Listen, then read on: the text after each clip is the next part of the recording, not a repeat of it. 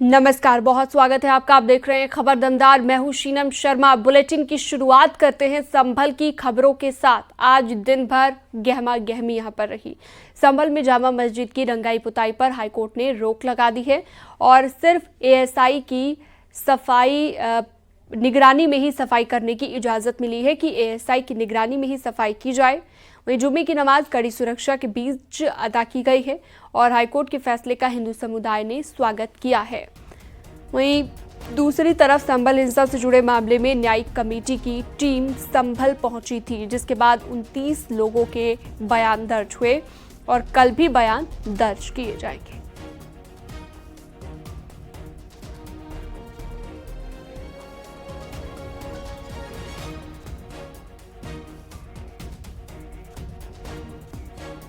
तो संभल हिंसा केस को लेकर न्यायिक आयोग ने 29 लोगों के बयान दर्ज किए हैं, जिसमें हिंदू पक्ष के वकील विष्णु शंकर जैन, एडीएम डॉक्टर्स और इसके अलावा अधिकारियों के बयान भी दर्ज किए गए हैं, जिसके बाद आज की न्यायिक आयोग की जांच पूरी हो गई है। वहीं कल भी बयान दर्ज करने की कार्रवाई जारी रहेगी। बयान दर्ज किए गए हैं शपथ के, और जिन्होंने प्रार्थना पत्र दिए थे उनके बयान दर्ज किए गए हैं। 29 लोगों के आज दर्ज हुए हैं, शेष के कल दर्ज होंगे। क्या इसमें अधिकारी भी कुछ शामिल है? ऑफिसर्स भी हैं, सब ऑफिसर्स के भी बयान दर्ज हो रहे हैं। हाँ। सबके आज एडीएम का हुआ, आज कईयों के हुए, डॉक्टरों के हुए, बाकी शेष के कल होंगे। डीएम के बयान दर्ज हुए, सब होंगे, सब हो जाएंगे कल। संभल हिंसा केस में न्यायिक आयोग ने 29 लोगों के बयान दर्ज किए हैं। संभल डीएम के मुताबिक संभल में शांति व्यवस्था को कायम रखने के लिए और जामा मस्जिद के स्ट्रक्चर से छेड़खानी करने की एएसआई की रिपोर्ट पर निर्देश मिलने पर कार्रवाई की जाएगी। न्यायिक आयोग आज यहाँ सुबह आए थे और 2 दिन के लिए यहाँ रहेंगे। आज कुल 29 अलग अलग लोगों के बयान हुए हैं। हमारे बयान आज दर्ज नहीं हुए हैं और जैसे ही दर्ज होंगे आपको बताएंगे। संभल में सामान्य सुरक्षा व्यवस्था हमेशा से है और भविष्य में त्योहारों के दृष्टिगत सभी सचेत भी हैं, अलर्ट भी हैं और हम सभी से संपर्क में भी हैं और समन्वय, शांति और सौहार्द बना रहे, ये सभी समुदायों से अपील भी की जाती है और वे लोग भी आगे से बढ़ के अपील करते हैं। तो वर्तमान में पूर्ण रूप से शांति और सुरक्षा कायम है। संभल के जामा मस्जिद केस में हिंदू पक्ष के वकील विष्णु शंकर जैन ने न्यायिक आयोग के सामने अपना बयान दर्ज कराया। उन्होंने कहा कि 24 नवंबर को हिंसा हुई थी, स्थिति आउट ऑफ कंट्रोल थी, पथराव, आगजनी और फायरिंग की आवाजें सुनी गई थी, जिसे लेकर जुडिशियल कमेटी के सामने बयान दर्ज कराया गया है। अपना बयान जुडिशियल कमेटी के सामने दर्ज कराया है और जो भी हिंसा की घटना हुई थी 19 तारीख को और 24 तारीख को, या जो भी परिस्थितियां डेवलप हुई थी दोनों दिन, उसके बारे में जुडिशियल कमेटी ने मुझे बुलाया था और मैंने अपने जो भी स्टेटमेंट्स हैं वो जुडिशियल कमेटी के समक्ष दर्ज कराए। नहीं, भारी मात्रा में हिंसा हुई थी 24 तारीख को और हिंसा का आलम ये था कि स्थिति काफ़ी आउट ऑफ कंट्रोल जा रही थी। वहाँ पे फायरिंग की हमने आवाज़ सुनी थी और जो पुलिस प्रशासन है वो आंसू गैस का प्रयोग कर रहा था, पथराव हो रहा था, आगजनी हो रही थी और भी अन्य जितनी डिटेल्स है, निटिग्रिटीज़ हैं, ये सारी बातें हमने जुडिशियल कमेटी के सामने दर्ज कराई।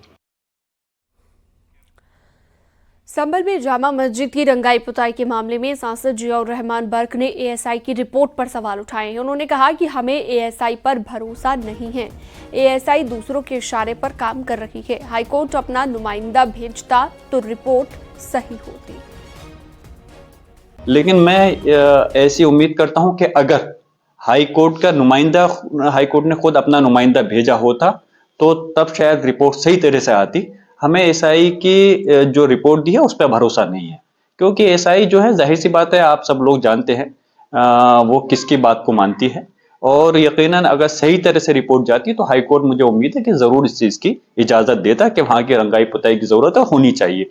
और अभी समय मांगा है कमेटी ने, तो अगली सुनवाई 5 तारीख में, उसमें अपने तर्क पेश किए जाएंगे और उम्मीद है अगर हाईकोर्ट के सामने अगर सही बात आएगी तो हमें आने वाले समय के अंदर उसकी रंगाई पुताई की इजाजत मिलेगी।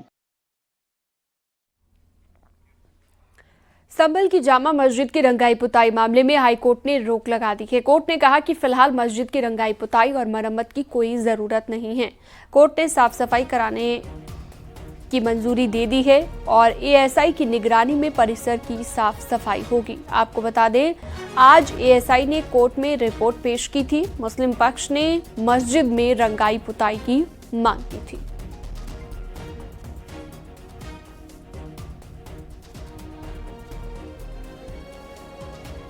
उच्च न्यायालय ने एक जांच आयोग कमेटी बना के कि भाई रंगाई पुताई की आवश्यकता है या नहीं, तो उसके विषय में अपनी रिपोर्ट दें। तो वो सर्वे हो गया है और एएसआई ने अपनी रिपोर्ट माननीय न्यायालय में दे देंगे। इसी दौरान माननीय न्यायालय ने आदेश किए हैं कि साफ सफाई कराई जा सकती है। बाकी जो भी आदेश अग्रिम आदेश होगा वो जो एएसआई की रिपोर्ट जाएगी उसके आधार पर होगा। देखिए, जो ऑनरेबल हाई कोर्ट का ऑर्डर है उसकी कॉपी अभी हमें देखने को नहीं मिली है, केवल हमने सुना है। ऑनरेबल हाई कोर्ट के ऑर्डर की जो कॉपी आएगी उसका जो ससंपन्न पालन किया जाएगा। क्या अग्रिम कार्यवाही इसमें रहनी है? ये हाई कोर्ट के वकील साहब से हम बात करेंगे, उसके बाद में हम इसका नेक्स्ट स्टेप क्या होता है। संभल की जामा मस्जिद में कड़ी सुरक्षा के बीच जुम्मे की नमाज अदा की गई। वहीं रंगाई पुताई को लेकर लोगों ने कहा कोर्ट के फैसले का स्वागत है। इस दौरान भारी संख्या में सुरक्षा बलों की तैनाती की गई। पुताई पर रोक लगने के बाद हिंदू समुदाय ने खुशी जताई है। नमाज हो गई, मस्जिद कमेटी ने अपनी जिम्मेदारी निभाई, शासन ने अपनी जिम्मेदारी निभाई। बहुत अच्छा इंतज़ाम रहा, पुख्ता, और पहले भी शांति व्यवस्था कायम रही, अब भी रहेगी और सब लोग मिलजुल कर रहेंगे। ये शहर, ये मुल्क हमारा है, आपस में अमन और चैन बनी रहे, यही दुआ है। कहना क्या है, एक साल में तो पेड़ जो होता है ना, पेड़ वो भी कपड़े पहन लेता है। ये तो खैर गलत ही फैसला है, पुताई होनी चाहिए। मेरा कहना है जो कोर्ट ने फैसला सुनाया है कि पुताई नहीं होनी चाहिए, वो हमें इस बात की बहुत खुशी है, हम उनका स्वागत करते हैं। रंगाई पुताई से जो हमारे मंदिर के प्रूफ थे उसमें प्रिंट है, मतलब जो हमारी फूल पंखड़ी आई हुई हैं वो मिट जाएंगी, क्योंकि जब पुताई होती है तो पत्ती से वो खुरची जाती है, खुरचने के बाद में जो है वो मिट जाएगा। तो इसलिए पुताई रंगाई पर रोक होनी चाहिए, केवल सफाई होनी चाहिए। जनपद संभल में शांति व्यवस्था है वो कायम है, बाजार आराम से खुले हैं, सभी लोग अपना फेस्टिविटीज के माहौल में हैं और सभी लोग एंजॉय कर रहे हैं। 7 कंपनी पीएसी है, वो सुरक्षा व्यवस्था के लिए डिप्लॉय की गई है। उसके साथ साथ चौकी सत्यव्रत का है, वो दूसरे फ्लोर का निर्माण कार्य वो जारी है। जल्दी इस चौकी का होली के बाद में इसका उद्घाटन है वो किया जाएगा और जुम्मे की नमाज को लेकर सभी लोग अलर्ट हैं, लेकिन किसी प्रकार की ऐसी कोई बात सामने नहीं आई है। और जो माननीय न्यायालय के द्वारा जो निर्देश दिए गए, आदेश दिए गए हैं, उन सबका 100% है वो ग्राउंड पे अनुपालना करवाना पुलिस का कर्तव्य है और उस काम को पुलिस द्वारा बिल्कुल मन और लगन से किया जाएगा। यूपी में बसपा के पूर्व एमएलसी पर ईडी ने बड़ी कार्रवाई की है। ईडी की लखनऊ जोन टीम ने 3 शुगर मिलों पर छापा मारा, जिसके बाद पूर्व एमएलसी इकबाल और उसके रिश्तेदारों के स्वामित्व वाली 3 बंद चीनी मिलों को कुर्क कर दिया गया। इन तीनों चीनी मिलों की कीमत 10 अरब से ज्यादा बताई जा रही है। ये चीनी मिलें यूपी के बैतालपुर, भटनी और शाहगंज में हैं। इससे पहले सीबीआई ने मामले में एफआईआर भी दर्ज की थी, जिसके आधार पर ईडी ने जांच शुरू की थी। देर रात ईडी ने बड़ी कार्रवाई की है। छापेमारी के दौरान 3 शुगर मिलों को जब्त कर लिया है। आपको बता दें, बसपा सरकार ने 20 से लेकर 21 शुगर मिल नीलाम की थी, जिसमें 3 शुगर मिल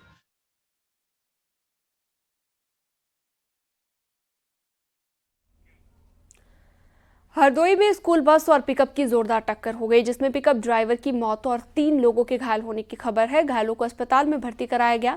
हादसे के बाद मौके से बस ड्राइवर फरार हो गए।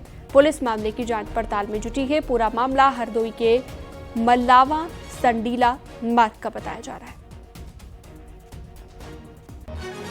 से गौसगंज की तरफ जा रही थी, तभी नया गांव के पास मल्लावा की तरफ आ रही एक स्कूल बस से टक्कर हो गई, जिसमें लोडर चालक गंभीर रूप से घायल हो गया। उसे तत्काल सीएचसी मल्लावा लाया गया, जहां उसकी मृत्यु हो गई है। स्कूल बस में स्कूल के बच्चे सवार नहीं थे, कुल 5 अन्य व्यक्ति सवार थे, जिसमें से 3 व्यक्ति मामूली रूप से घायल हो गए। उन्हें भी सीएचसी लाया गया, जिनका प्राथमिक उपचार किया गया है। प्रयागराज में महाकुंभ का शानदार और यादगार आयोजन हुआ, जिसमें कई वर्ल्ड रिकॉर्ड बने। महाकुंभ ने सनातन को नई पहचान दी तो यूपी की इकोनॉमी को भी बूस्ट किया है। एक अनुमान के मुताबिक महाकुंभ के दौरान प्रयागराज, अयोध्या, काशी, चित्रकूट और मिर्जापुर में 4 लाख करोड़ से ज्यादा का कारोबार हुआ है। वहीं सिर्फ प्रयागराज में महाकुंभ के दौरान 3 लाख करोड़ से ज्यादा की अर्थव्यवस्था खड़ी हुई है। वहीं महाकुंभ के दौरान यूपी सरकार को 25,000 से 30,000 करोड़ रुपए की राजस्व की कमाई हुई है। वहीं महाकुंभ के दौरान 12,000 से ज्यादा लोगों को अस्थायी रोजगार भी मिला। कुल मिलाकर ये कहा जा सकता है कि इसमें जो अर्थव्यवस्था की वृद्धि होगी वो लगभग 4.7 लाख करोड़ रुपए के बराबर की अतिरिक्त वृद्धि होगी। महाकुंभ के आयोजन के परिणाम स्वरूप सरकार के कर राजस्व में वृद्धि हुई है, अन्य राज्यों के टोल टैक्स में भी वृद्धि हुई, केंद्र सरकार के कर राजस्व में भी वृद्धि होगी।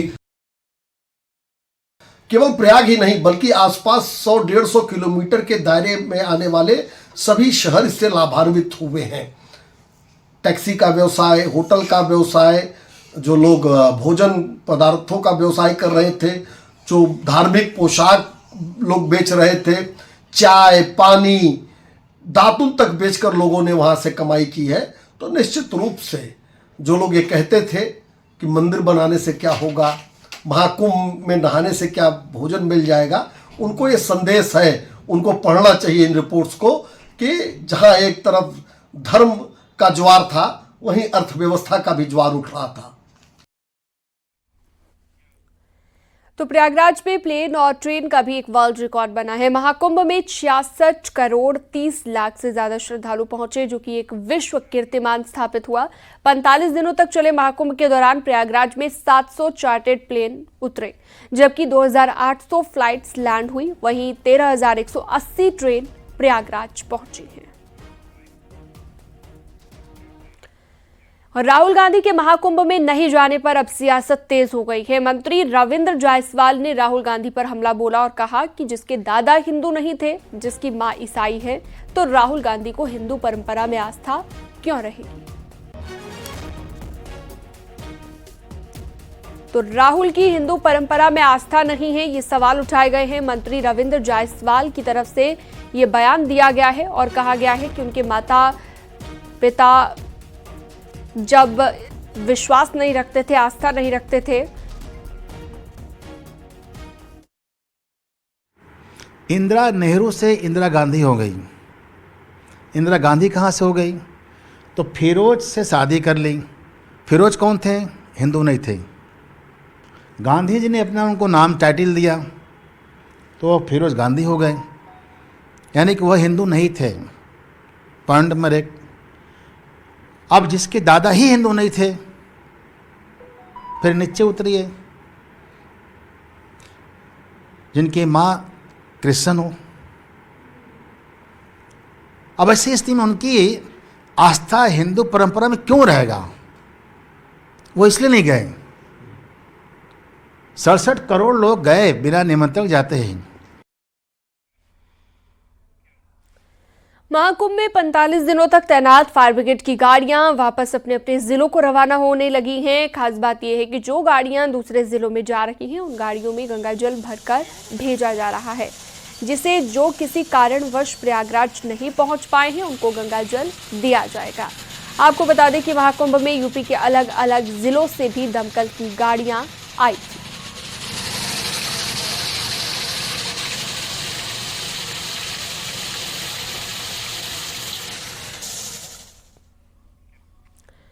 महाकुंभ के सफल समापन के बाद पीएम मोदी और सीएम योगी आदित्यनाथ ने पुलिस कर्मियों की जमकर तारीफ की है। वहीं यूपी के डीजीपी प्रशांत कुमार ने न्यूज 18 से खास बातचीत में कहा कि महाकुंभ मेरी व्यक्तिगत जिम्मेदारी थी। करीब 50,000 पुलिसकर्मियों ने लगातार काम किया, जिसका सीएम योगी ने उन्हें तोहफा भी दिया है।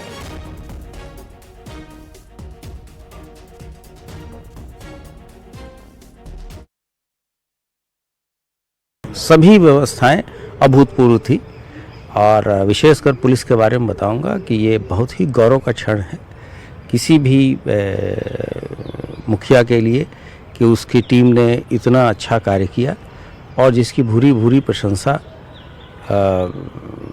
आदरणीय प्रधानमंत्री जी ने, आदरणीय मुख्यमंत्री जी ने स्वयं की, और इसके अलावा इनके द्वारा जो ड्यूटी इस तरह से दी गई और जो डिसिप्लिन दिखाया गया, आपने देखा होगा कि किसी के पास वेपन नहीं था, लेकिन कहीं भी पुलिस बदसलूकी की शिकायतें पूरे मेला क्षेत्र में कहीं नहीं आई, और लगभग 50,000 पुलिसकर्मी इतनी कठिन परिस्थितियों में लगातार कार्य करते रहे, और उसका उपलब्धि ये रही कि राज्य सरकार ने उन्हें एक महाकुंभ मेडल, प्रशस्ति पत्र और राजपत्रित अधिकारियों को 10,000 रुपये का विशेष अनुदान और छुट्टी जो एक कॉमन होती है इस तरह के कांग्रेगेशन में ये दिया। ये भी अभूतपूर्व है। इस तरह की घोषणाएं राज्य सरकार के द्वारा पहले कभी भी नहीं की गई हैं।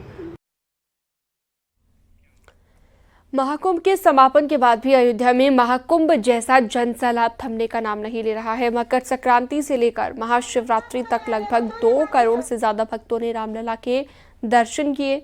वहीं हनुमानगढ़ी में करीब 3 किलोमीटर की लंबी कतार लगाकर भक्त दर्शन पूजन कर रहे हैं। प्रशासन ने सुरक्षा के पुख्ता इंतजाम किए हैं, साथ ही श्रद्धालुओं की सुविधा का भी ध्यान रखा जा रहा है। व्यवस्थाओं से खुश होकर लोग सीएम योगी आदित्यनाथ की तारीफ कर रहे हैं।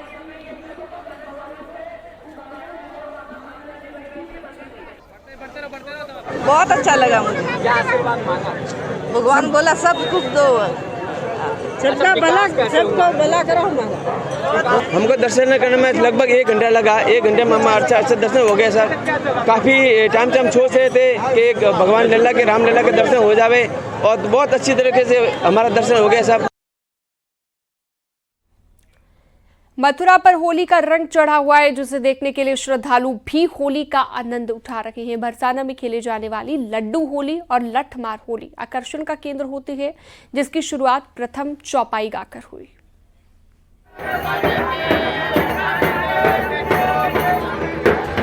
होली आने में अभी काफी वक्त बचा है, लेकिन मथुरा की गलियां होली के रंग में रंग चुकी हैं। राधा रानी की जन्मस्थली बरसाना में होली की धूम मची है।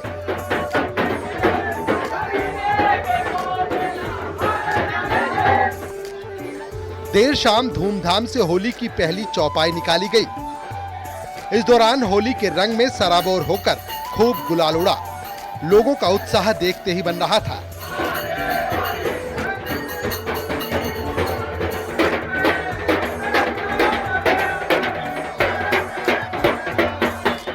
एक दूसरे पर रंग डालकर लोग नाचते गाते लाडली जी मंदिर से रंगीली गली के रंगेश्वर महादेव मंदिर तक पहुंचे।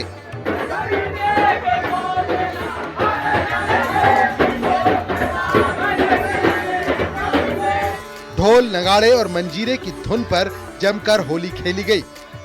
धूमधाम से होली की पहली चौपाई निकाली गई। दूसरी चौपाई अब 7 मार्च को निकाली जाएगी। इस दिन लड्डू मार होली होगी, जबकि इसके अगले दिन लठमार होली खेली जाएगी। द्वितीय चौपाई हमारी फाल्गुन शुक्ला अष्टमी के दिवस, जिस दिन लड्डू होली होगी।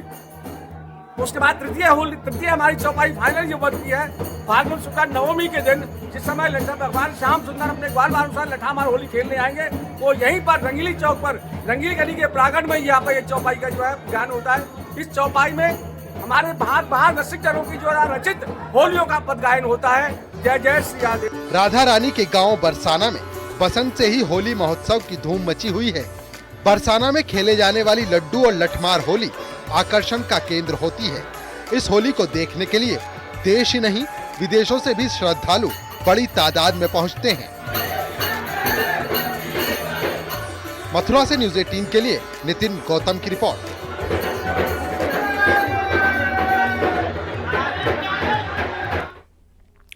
लखनऊ में सीएम योगी की अध्यक्षता में सिंचाई विभाग की बैठक हुई। सीएम आवास पर बैठक में सिंचाई विभाग समेत कई विभागों के अधिकारी मौजूद रहे। सीएम योगी की बैठक में ड्रेजिंग और बाढ़ से बचाव के संबंध में बैठक में निर्देश दिए गए हैं।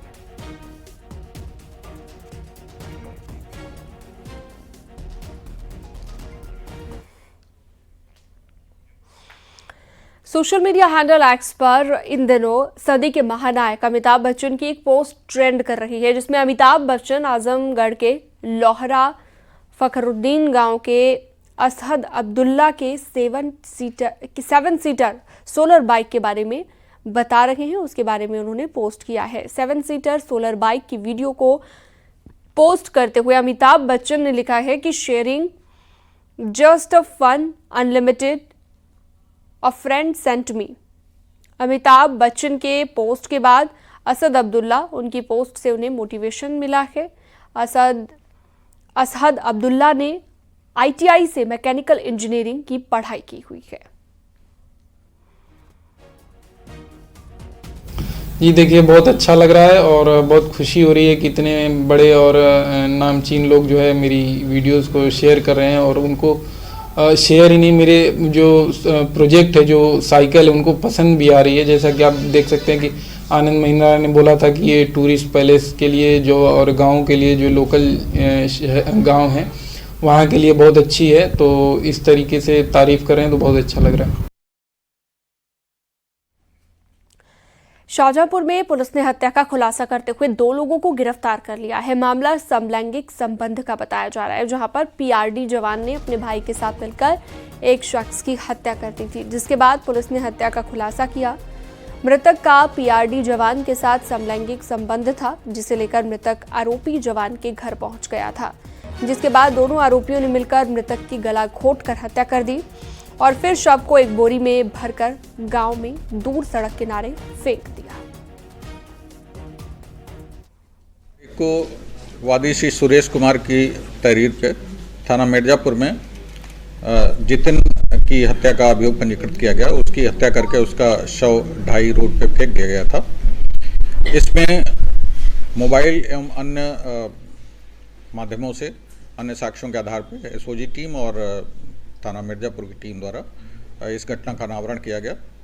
तो इसमें श्यामवीर और जयवीर, श्यामवीर जो PRD का जवान है और जयवीर, इन दोनों अभियुक्तों को गिरफ्तार करके जेल भेजा जा रहा है। पीलीभीत में यात्रियों से भरी बस और ट्रक में भिड़ंत हो गई, जहां पर हादसे के बाद बस में सवार लोगों में चीख पुकार मच गई और स्थानीय लोगों ने यात्रियों को सुरक्षित बाहर निकाला। भिड़ंत में बस के परखच्चे उड़ गए। बस में सवार सभी लोग लखीमपुर, बलरामपुर, गोंडा और श्रावस्ती के रहने वाले थे। सभी घायलों को अस्पताल में इलाज के लिए भर्ती कराया गया।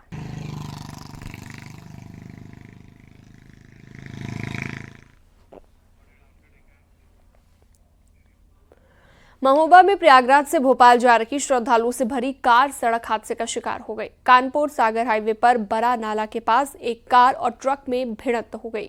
हादसे में महिला समेत 4 लोगों की मौत हो गई। हादसा इतना जबरदस्त था कि कार ट्रक के अगले हिस्से में घुस गई और ये सभी प्रयागराज से वापस अपने घर भोपाल लौट रहे थे।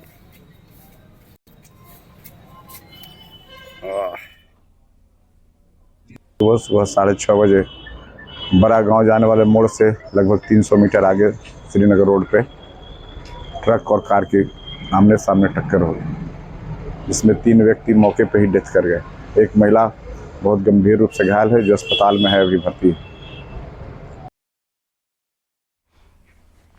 हिंडन एयरपोर्ट से कल से बेंगलुरु, कोलकाता और गोवा के लिए उड़ान शुरू होने जा रही है। वहीं 22 मार्च से चेन्नई और जम्मू के लिए भी उड़ान शुरू की जाएगी।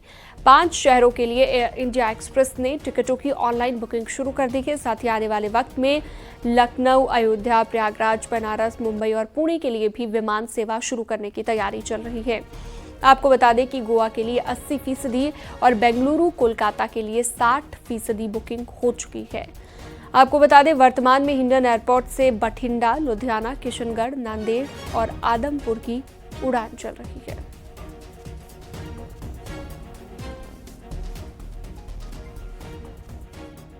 एक हिस्सा एयर इंडिया एक्सप्रेस कोलकाता को उत्तर प्रदेश के गाजियाबाद के जिले हिंडन एयरवेज से जोड़ने के लिए तैयार हो चुका है, जिसके चलते कोलकाता, बेंगलुरु और गोवा के लिए यहां से फ्लाइट जानी शुरू हो जाएंगी। तो ये कहना अतिशयोक्ति नहीं होगा कि गाजियाबाद का जो हिंडन एयरबेस था, जहां से हिंडन एयरपोर्ट बनाया गया।